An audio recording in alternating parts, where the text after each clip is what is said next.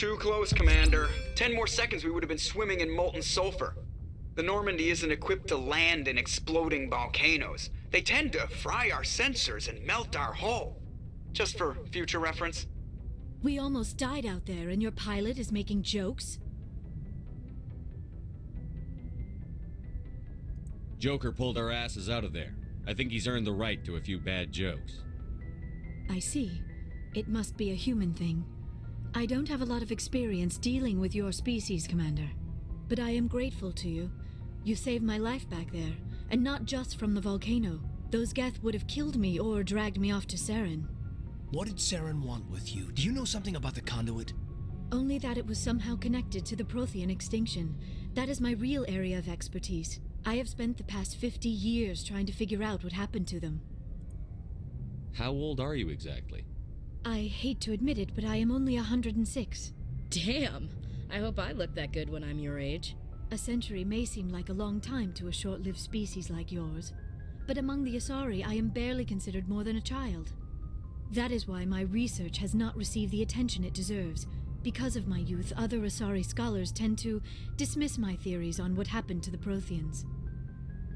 Did your research turn up anything interesting? What is interesting is what I did not turn up. There is remarkably little archaeological evidence of the Protheans, and even less that might explain why they disappeared. It is almost as if someone did not want the mystery solved. It is like someone came along after the Protheans were gone and cleansed the galaxy of clues. But here is the incredible part. According to my findings, the Protheans were not the first galactic civilization to mysteriously vanish. This cycle began long before them. Where'd you come up with this theory? I thought there wasn't any evidence. I have been working on this for 50 years. I have tracked down every scrap and shred of evidence. Eventually, subtle patterns start to emerge, patterns that hint at the truth. It is difficult to explain to someone else. I cannot point to one specific thing to prove my case. It is more a feeling derived from a half-century of dedicated research. But I know I'm right, and eventually I will be able to prove it. There were other civilizations before the Protheans. This cycle has repeated itself many times over. What cycle? What are you talking about? The galaxy is built on a cycle of extinction. Each time a great civilization rises up, it is suddenly and violently cast down. Only ruins survive. The Protheans rose up from a single world until their empire spanned the entire galaxy. Yet even they climbed to the top on the remains of those who came before. Their greatest achievements, the mass relays and the Citadel, are based on the technology of those who came before them. And then, like all the other forgotten civilizations throughout galactic history, the Protheans disappeared. I have dedicated my life to figuring out why. They were wiped out by a race of sentient machines. The Reapers. The Reapers? But I have never heard of... How do you know this? What evidence do you have? There was a damaged Prothean beacon on Eden Prime. It burned a vision into my brain. I'm still trying to sort out what it all means. Visions? Yes, that makes sense. The beacons were designed to transmit information directly into the mind of the user. Finding one that still works is extremely rare. No wonder the Geth attacked Eden Prime. The chance to acquire a working beacon, even a badly damaged one, is worth almost any risk. But the beacons were only programmed to interact with Prothean physiology. Whatever information you received would have been confused, unclear. I am amazed you were able to make sense of it at all. A lesser mind would have been utterly destroyed by the process. You must be remarkably strong-willed, Commander. Okay, this isn't helping us find Saren or the conduit. Of course, you are right. I am sorry, my scientific curiosity got the better of me. Unfortunately, I do not have any information that could help you find the conduit, or Saren. I don't know why Saren wanted you out of the picture, but I think we'll be a lot better off if we bring you along. Thank you, Commander. Saren might come after me again. I cannot think of anywhere safer than here on your ship. And my knowledge of the Protheans might be useful later on. And her biotics will come in handy when the fighting starts. Good to have you on the team, Liara. Thank you, Commander. I am very grateful. Oh, I am afraid I am feeling a bit lightheaded. When was the last time you ate or slept? Dr. Chakwa should take a look at you. It is probably just mental exhaustion. coupled with the shock of discovering the Prothean's true fate. I need some time to process all this. Still, it could not hurt to be examined by a medical professional. It will give me the chance to think things over. Are we finished here, Commander? We can talk again after you've seen the doctor. The rest of you, dismissed. Mission reports are filed, Commander.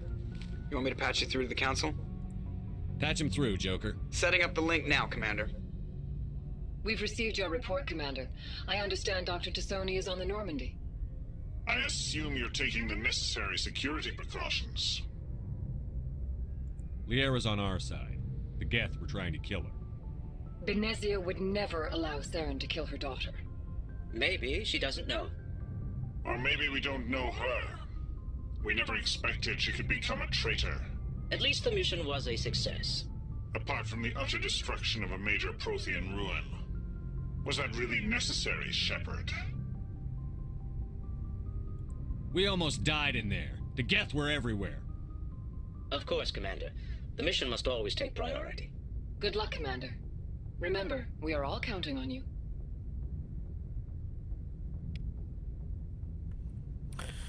Okay.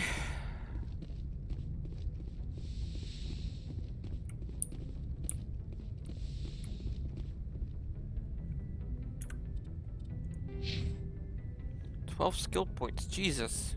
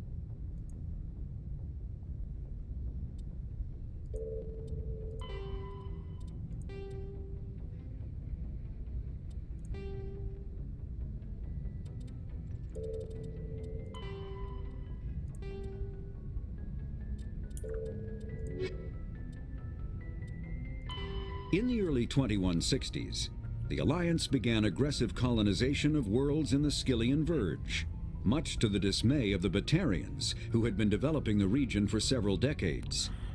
In 2171, the Batarians petitioned the Council to declare the Verge a zone of Batarian interest. The Council refused, however, declaring unsettled worlds in the region open to human colonization. In protest, the Batarians closed their Citadel embassy and severed official diplomatic relations with the Council, effectively becoming a rogue state. They instigated a proxy war in the Verge by funneling money and weapons to criminal organizations, urging them to strike at human colonies. Hostilities peaked with the Skyllian Blitz of 2176, an attack on the human capital of Elysium by Batarian-funded pirates and slavers.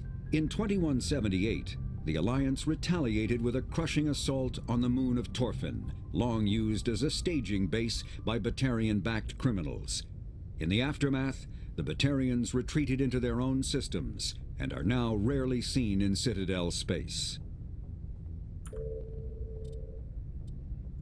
After the Geth secure a location, they round up and impale dead and living bodies. Thresher maws are subterranean carnivores that spend their entire lives eating or searching for something to eat.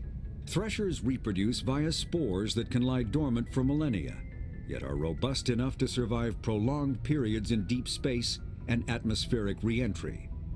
As a result, thresher spores appear on many worlds, spread by previous generations of space travelers. The body of a thresher never entirely leaves the ground. Only the head and tentacles erupt from the Earth to attack. In addition to physical attacks, Threshers have the ability to project toxic chemicals and emit bursts of infrasound as a shockwave weapon. The Alliance first encountered Threshers on the colony of Akuz in 2177. After contact was lost with the Pioneer team, Marine units were deployed to investigate. The shore parties were set upon by hungry Threshers, and nearly the entire assault force was killed. Alliance forces recommend engaging Threshers with vehicle-mounted heavy weapons. The Citadel space is an unofficial term referring to any region of space controlled by a species that acknowledges the authority of the Citadel Council. At first glance, it appears this territory encompasses most of the galaxy. In reality, however, less than 1% of the stars have been explored. Even Mass Effect FTL drive is slow relative to the volume of the galaxy. Empty space and systems without suitable drive discharge sites are barriers to exploration. Only the mass relays allow ships to jump hundreds of light years in an instant, the key to expanding across an otherwise impassable galaxy. Whenever a new relay is activated, the destination system is rapidly developed. From that hub, FTL drive is used to expand to nearby star clusters. The result is a number of densely developed clusters, thinly spread across the vast expanse of space, connected by the mass relay network. Pharos is a habitable world, and there are between 200 and 400 billion stars in the galaxy, and less than 1% of them have ever been visited or had their systems properly surveyed. Humanity's early expansion into the Attican Traverse was haphazard, a desperate race to claim habitable planets where populations can be economically settled. Ignored in the wake of this land grab were thousands of less hospitable worlds, each potentially rich with industrial resources. The wealth of entire solar systems lies untapped, waiting for corporate survey teams or independent pioneers to discover and exploit them. However, this is not an easy task. In addition to the environmental hazards, the fact that uncharted worlds are largely ignored makes them popular bases for criminals, revolutionaries, cults, and others who wish to remain unnoticed by galactic society.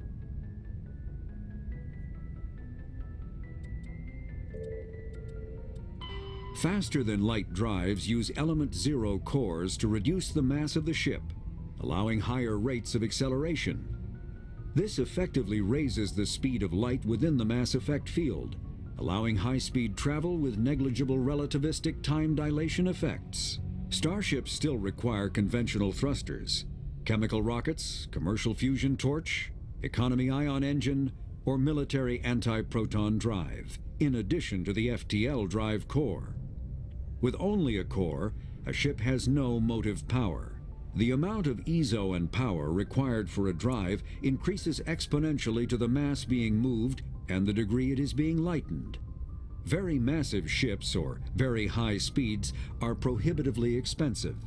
If the field collapses while the ship is moving at faster than light speed, the effects are catastrophic. The ship is snapped back to sublight velocity, the enormous excess energy shed in the form of lethal Cherenkov radiation. Larger warships are generally classified in one of four weights. Frigates are small, fast ships used for scouting and screening of larger vessels. Frigates often operate in wolf-pack flotillas. Cruisers are middleweight combatants, faster than dreadnoughts and more heavily armed than frigates. Cruisers are the standard patrol unit and often lead frigate flotillas. Dreadnoughts are kilometer-long capital ships mounting heavy, long-range firepower. They are only deployed for the most vital missions. Carriers are dreadnought-sized vessels that also carry large numbers of fighters. Smaller vessels are almost exclusively used in a support role to the warships during combat. Fighters are one-man craft used to perform close-range attacks on enemy ships. Interceptors are one-man craft optimized for destroying opposing fighters. The Normandy is a prototype starship developed by the Human Systems Alliance with the assistance of the Citadel Council. It is optimized for scouting and reconnaissance missions in unstable regions using state-of-the-art stealth technology. For most ships, the heat generated through standard operations is easily detectable against the absolute zero background of space. The Normandy, however, is able to temporarily sink this heat within the hull. Combined with refrigeration of the exterior hull, the ship can travel undetected for hours or drift passively for days of covert observation. This is not without risk. The stored heat must eventually be radiated, or it will build to levels capable of cooking the crew alive. Another component of the stealth system is the Normandy's revolutionary Tantalus drive, a Mass Effect core twice the standard size. The Tantalus drive generates mass concentrations that the Normandy falls into, allowing it to move without the use of heat-emitting thrusters. The Mako infantry fighting vehicle was designed for the System Alliance's frigates. Though the interior is cramped, an M35 is small enough to be carried in the cargo bay and easily deployed on virtually any world. With its turreted 155mm mass accelerator and coaxially mounted machine gun, the Mako can provide a fire team with weapon support as well as mobility. Since Alliance Marines may be required to fight on any world, the Mako is environmentally sealed and equipped with microthrusters for use on low-gravity planetoids. The Mako is powered by a sealed hydrogen-oxygen fuel cell and includes a small Element Zero core. While not large enough to nullify the vehicle's mass, the core can reduce it enough to be safely airdropped. When used in conjunction with thrusters, it also allows the Mako to extricate itself from difficult terrain.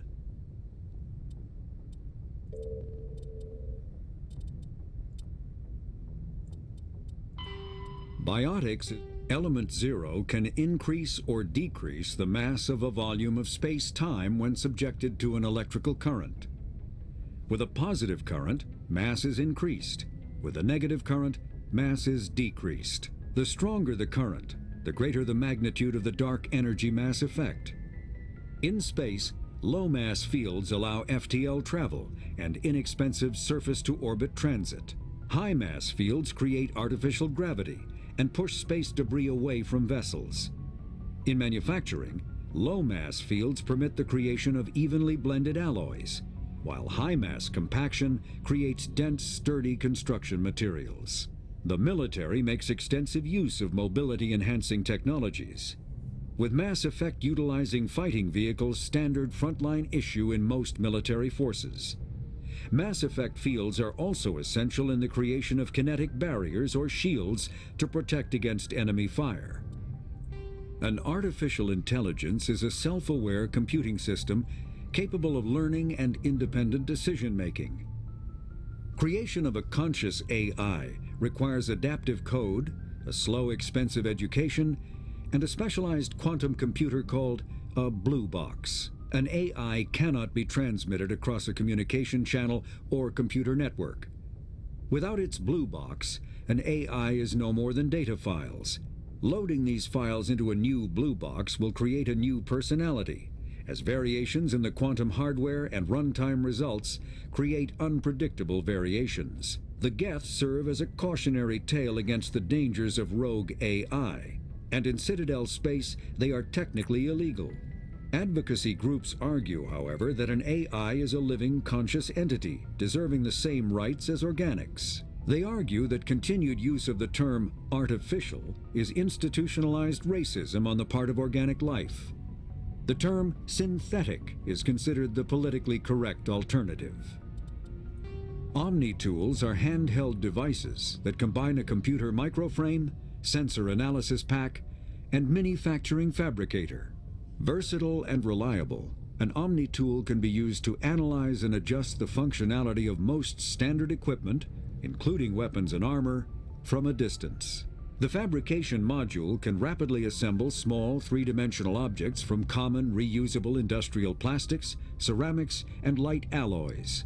This allows for field repairs and modifications to most standard items, as well as the reuse of salvaged equipment.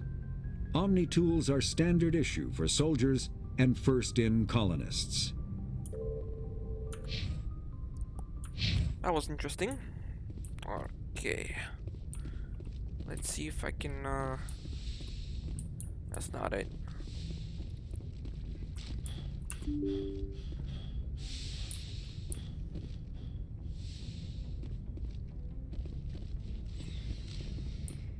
Anybody down here?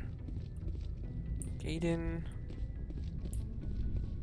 Who's back there? Dr. Chakwas?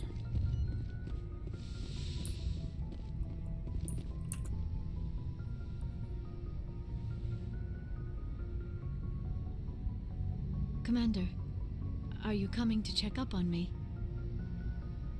You look much better. How are you feeling?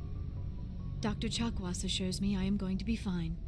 I was impressed with her knowledge of Asari physiology. You're in good hands. Dr. Chakwas knows what she's doing. I never properly thanked you for saving me from the Geth, Commander. If you hadn't shown up, I'm just glad we got there in time. So am I. I know you took a chance bringing me aboard this ship. I have seen the way your crew looks at me. They do not trust me. But I am not like Benezia. I will do whatever I can to help you stop Saren. I promise. Don't worry, Liara. I trust you. I know you won't let me down. It means a lot to hear you say that, Commander. Thank you. Tell me about yourself, Liara. Me? I am afraid I am not very interesting, Commander. I spend most of my time on remote digs, unearthing mundane items buried in long-forgotten Prothean ruins. Sounds dangerous. And lonely. Sometimes I would run afoul of indigenous life forms or stumble across a small band of mercenaries or privateers, but I was always careful. Until the Geth followed me to Artemis Tau, I never found myself in any situation my biotics could not handle. As for the solitude, well, that is one aspect that most appealed to me. Sometimes I just need to get away from other people. You don't like other people? I suppose it comes from being a matriarch's daughter. People expected me to follow in Benezia's footsteps. They wanted me to become a leader of our people. Matriarchs guide their followers into the future. They seek the truth of what is yet to come. Maybe that's why I became so interested in the secrets of the past. It sounds so foolish when I say it out loud. It sounds like I became an archaeologist simply to spite Benezia. All children rebel against their parents. It's a natural part of growing up. Aha, you share the wisdom of the matriarch, Shepard. That is exactly what Benezia said when I told her of my decision. But there was more to it than that. I felt drawn to the past. The Protheans were these wondrous, mysterious figures. I wanted to know everything about them. That is why I find you so fascinating. You were marked by the beacon on Eden Prime. You were touched by working Prothean technology. Sounds like you want to dissect me in a lab somewhere. What? No, I did not mean to insinuate. I never meant to offend you, Shepard. I only meant that you would be an interesting specimen for an in-depth study. No, that's even worse. Calm down, Liara. I was only joking. Joking? Oh, by the goddess, how could I be so dense? You must think I am a complete and utter fool. Now you know why I prefer to spend my time in the field with data disks and computers. I always seem to say something embarrassing around other people. Please, just pretend this conversation never happened. Do you know why Benezia joined up with Saren? I don't understand it. She was always outspoken about the need for the Asari to become more involved in shaping galactic events.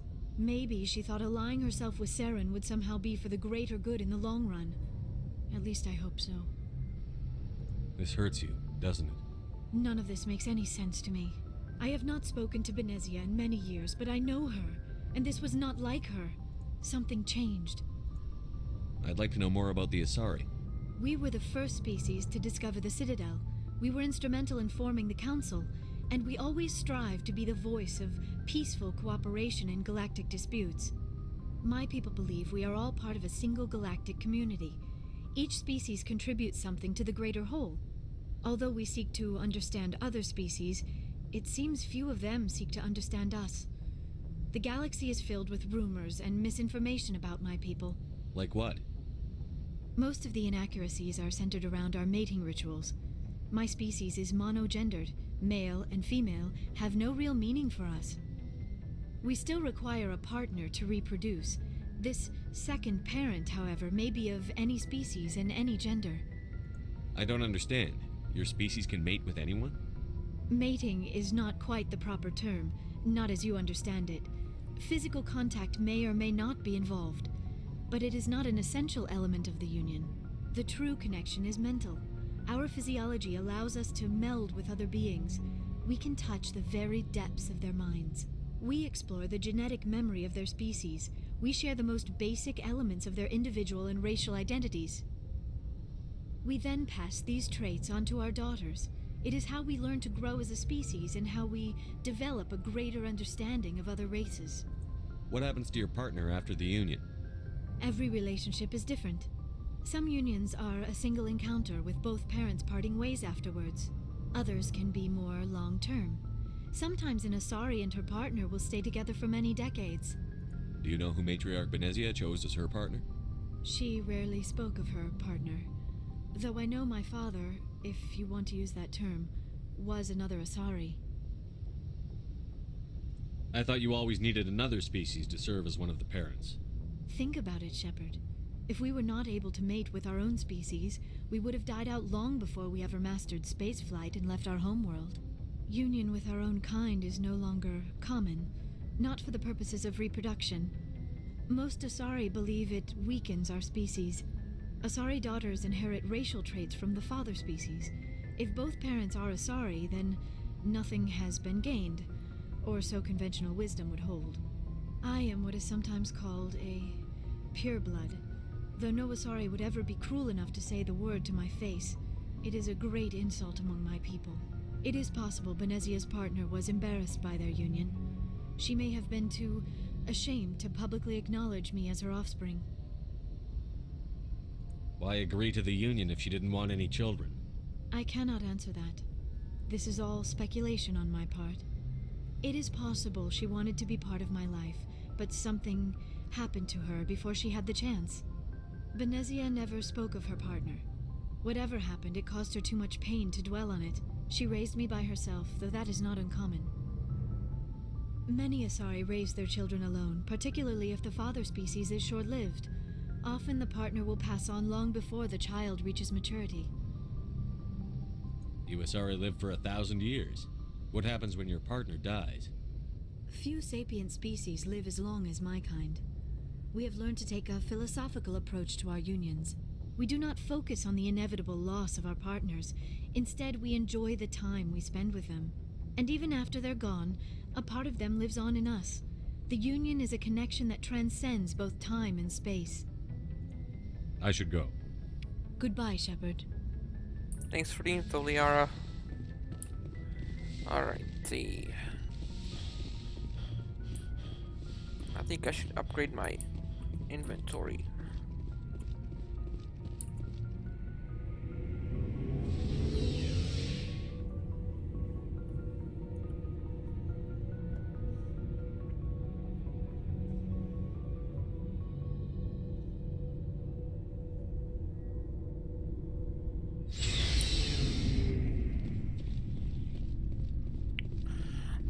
Okay.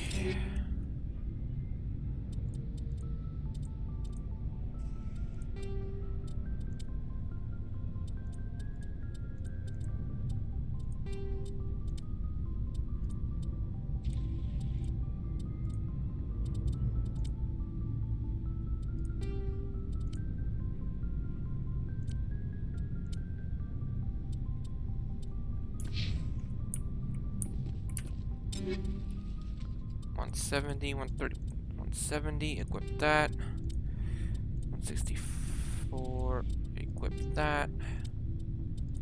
$128. $92. Omni tool.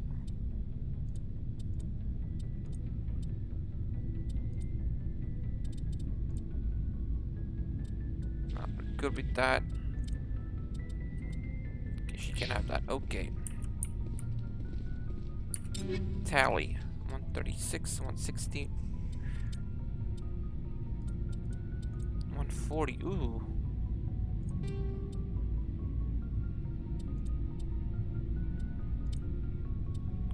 Nine, 12, 115.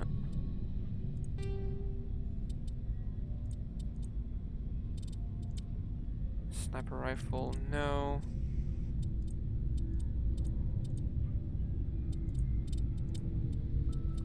Okay. Rex. 160. 37. Put you here. 109 Kessler. 112.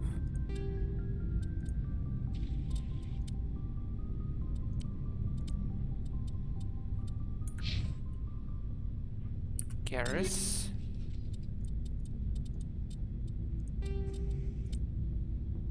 26, 128. Ooh.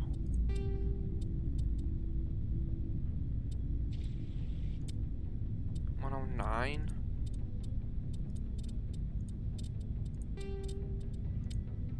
73.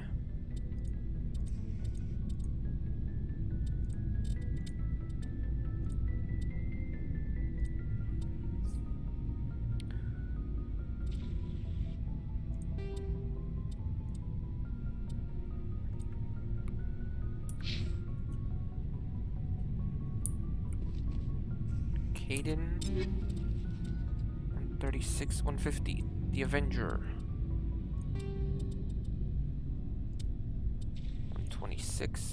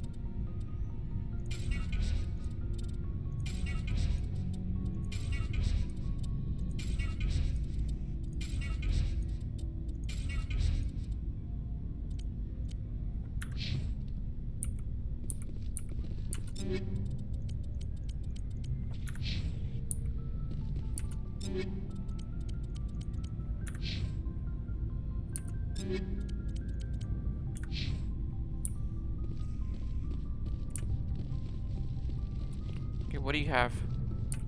Looking for supplies? Yes. Let's see what you've got. You bet, Commander. Okay, pistol.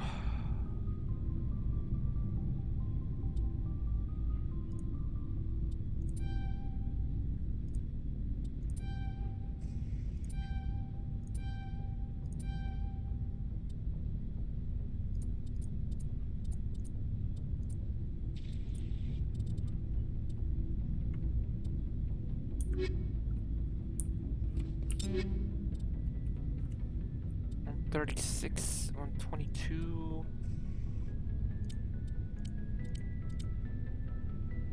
Ooh.